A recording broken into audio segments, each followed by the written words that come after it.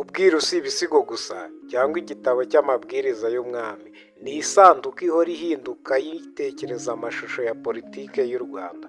Ndagushimiye niba aribwo bwa mbere ugeze kuri iyi channel, kanda subscribe ukanda inzogera kugira ujye ubonera ku gihe amateka y'u Rwanda. Niba wakunze ibyo dukora, kanda like ukande share, unatwandikire utubwire icyo twazakomerezaho ubutaha.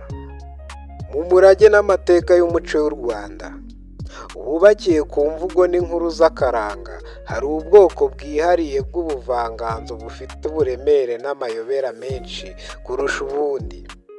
Ubwiru ntabwo ubwiru bwari inkuru zo kwidagadura gusa, ahubwo bwari inyandiko ntagatifu y'igihugu n'ingoma, ibitswe mu magambo y'ubusizi kandi igashyikirizwa itsinda rito ry'abantu b'umwuga wihariye ryitwaga abiru.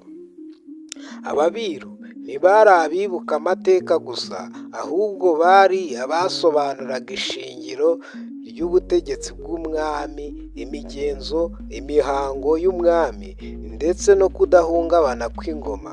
Inshingano zabo zazirizaga n'ibanga rikomeye n'icyubahiro gikomeye, zashyiraga mu mwanya w'abajyanama b'ingenzi b'umwami ndetse n'abarinzi b'umutima n'ubuzima bw'ingoma y'u Rwanda. Kamere y'ubwiru, ubusizi nk'imbaraga.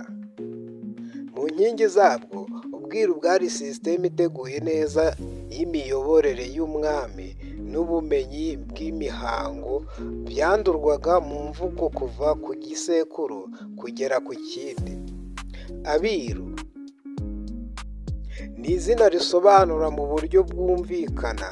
Abazi ibanga nibo bashinzwe gufata mu mutwe, gusobanura no gusoma iyi kode.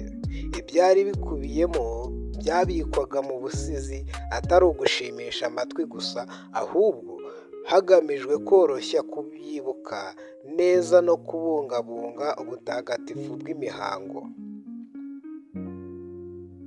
Izi ngeri z'ubusizi zitwaga inzira z'ubwiru, zasomerwaga mu mihango ikomeye y'umwami kandi zigakora nk'inyandiko ngenderwaho igena imyitwarire y'umwami, uko ingoma ikurikirana n'inshingano ze z'umuco n'indangagaciro.